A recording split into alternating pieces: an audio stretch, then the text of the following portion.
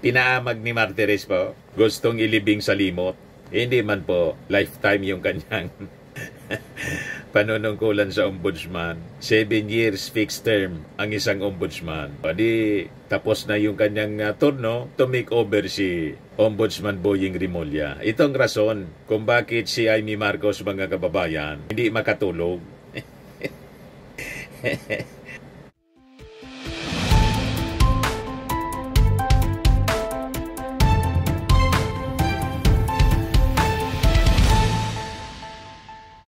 Hello po mga kababayan, si Dante Maravillas, Bicolano vlogger, broadcast journalist from Albay. Siguradong lalong maguramentado nito yung mga DDS, mga kababayan.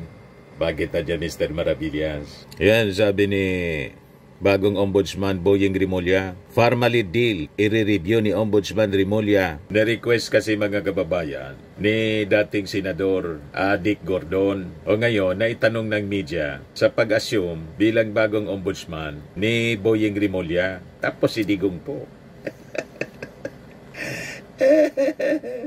Talagang sasabihin, mga kababayan, ng mga Duterte at DDS vloggers, yun talaga niya yung design. Tulad ng sinabi ni Amy Marcos, confirman niya talaga.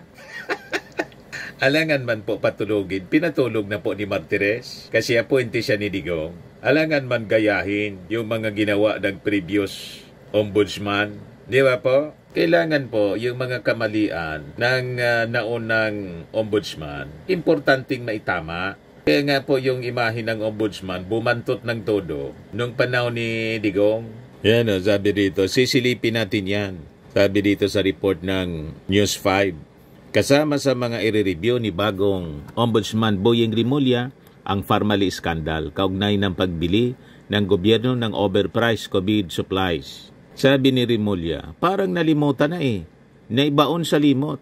Pero hindi dapat makalimutan talaga itong mga ganitong kaso. Kasi alam natin, mabigat ang alingaw-ngaw at maraming nagsasabi na may nangyari ngang masama doon. May naging pagdinig sa Senado, ngunit hindi na umandar. Lahat kapanalig, mga kababayan, ng mga Duterte kaya hindi na umandar. Parang yung kaso ni Sara Duterte, impeachment case, hindi na umandar na archive. So as a background story, noong nakarang taon nang maghain ang ombudsman, noong termino ni Samuel Martires ng graft complaints laban sa ilang individual dahil sa kontrobersya. Kasama rito sina dating Health Secretary Francisco Duque III at dating Undersecretary Christopher Lau.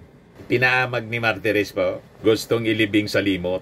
Hindi man po lifetime yung kanyang panunungkulan sa ombudsman. 7 years fixed term ang isang ombudsman. Di tapos na yung kanyang turno to make over si Ombudsman Boying Rimulya. Ito ang rason kung bakit si Amy Marcos, mga kababayan, hindi makatulog.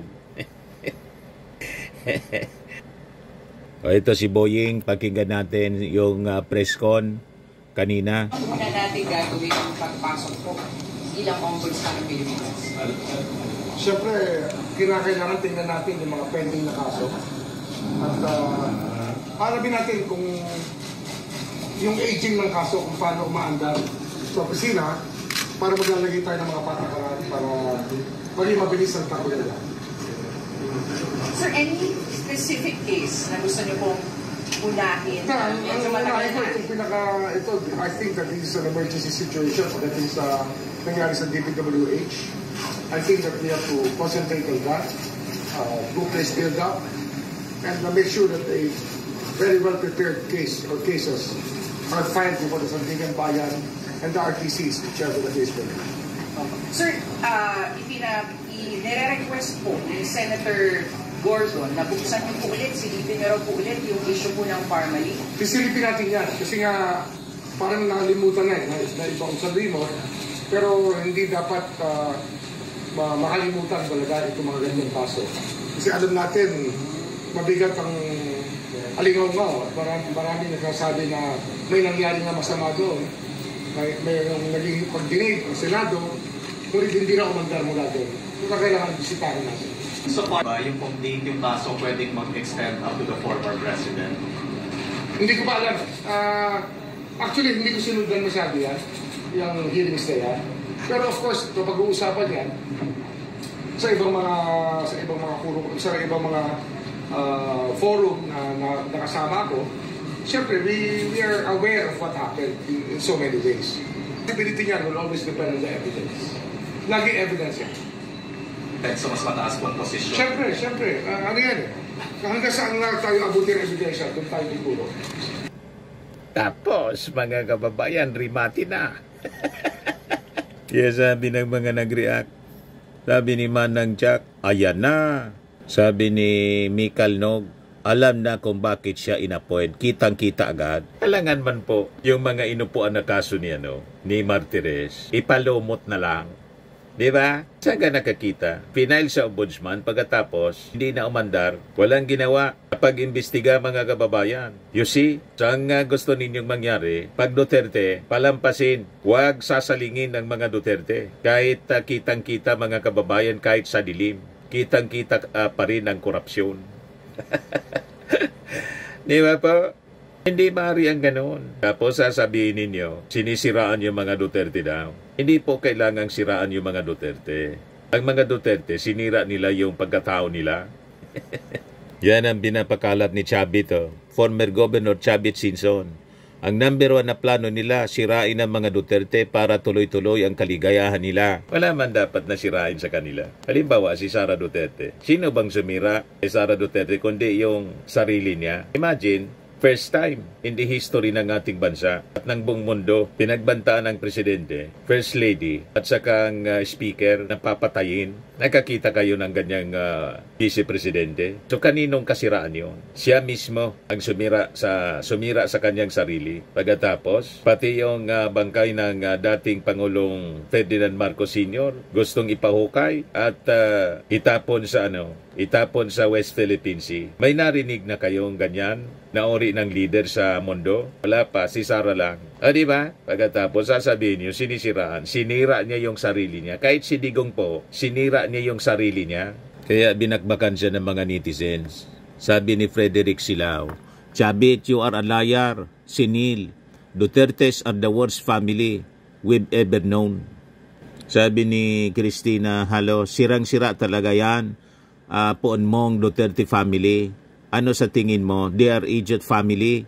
Yan sabi ng mga nag-react. Milagros, Basilio, Lucas, hindi sira na talaga sila dati pa.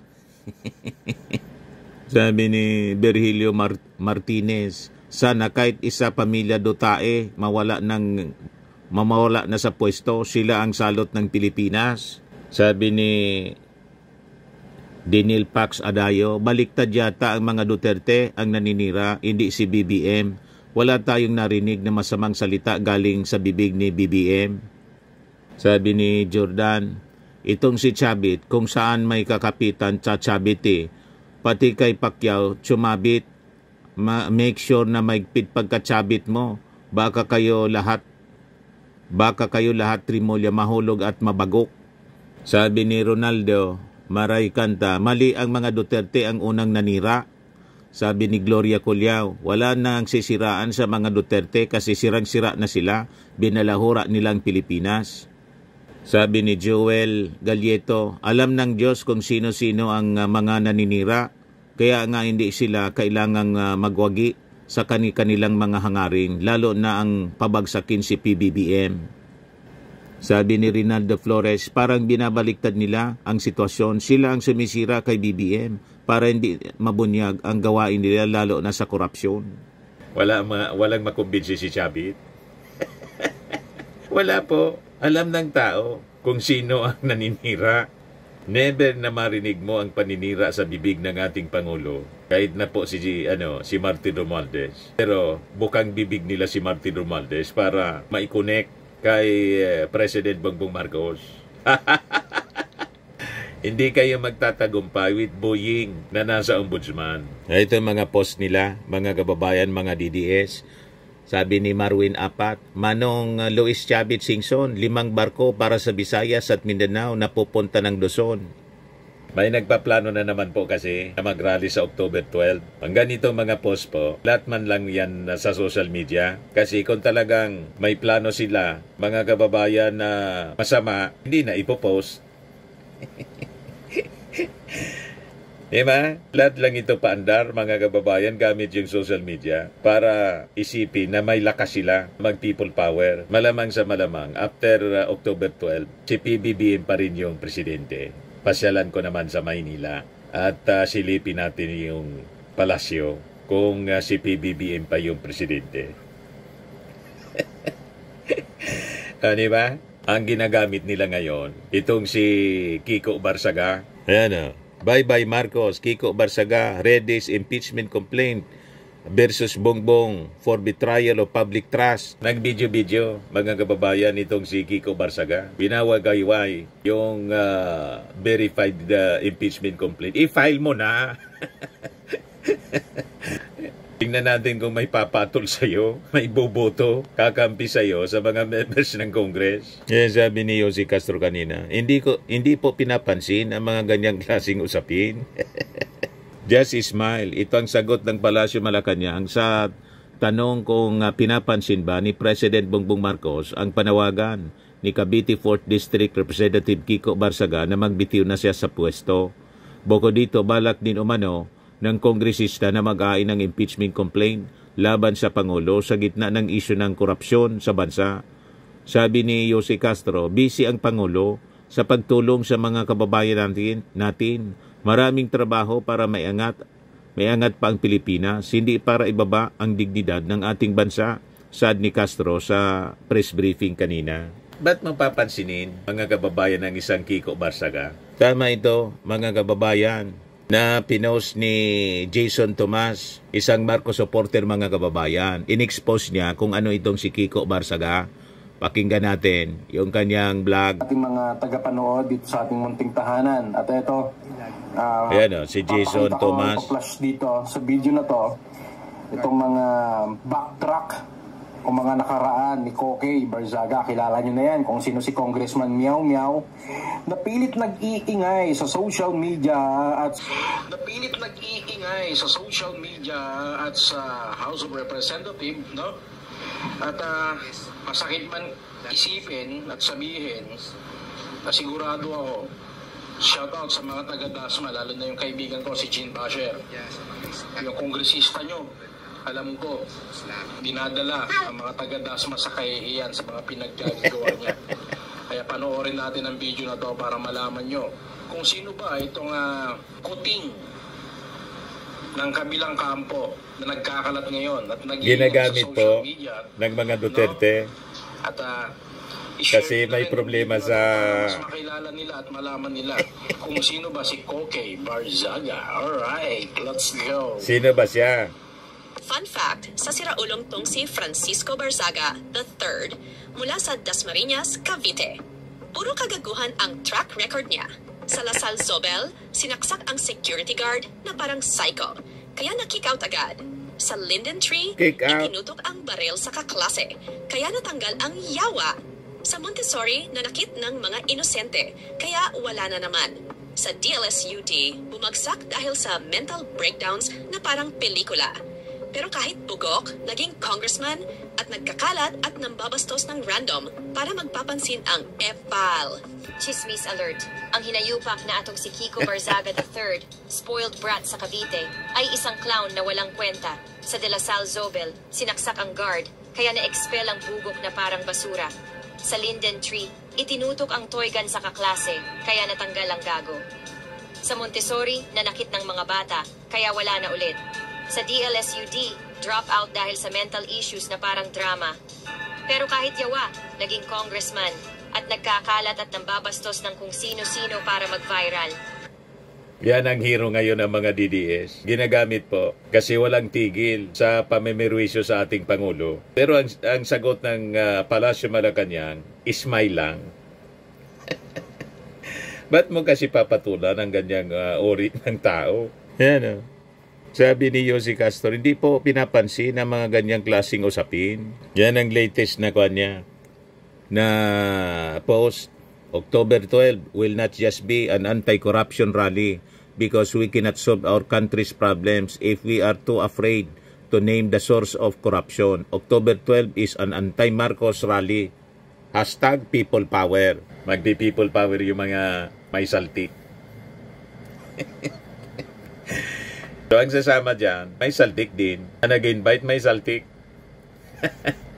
So nagtaka pa kayo kung bakit mga kababayan magkakasundo sila. Pari-parihas ang pag-uugali nila at yung mindset nila mga kababayan. Pari-parihas. May problema. Unstable. Di ba po? Ayan lang mga kababayan yung short video natin dito sa ating podcast Life with Dan TM. Atid sa inyo nitong napakagandang product from Australia. I am worldwide amazing pure organic barley powdered drink mix from Australia. Australia pala po. Yung mga gusto mag-try nitong ating product, mag-message na lang po kayo sa akin, Dante Maravillas, Facebook account sa Messenger. Yung mga gusto na magnegosyo nito, mag-message kayo sa aking anak na architect entrepreneur, Riz Maravillas.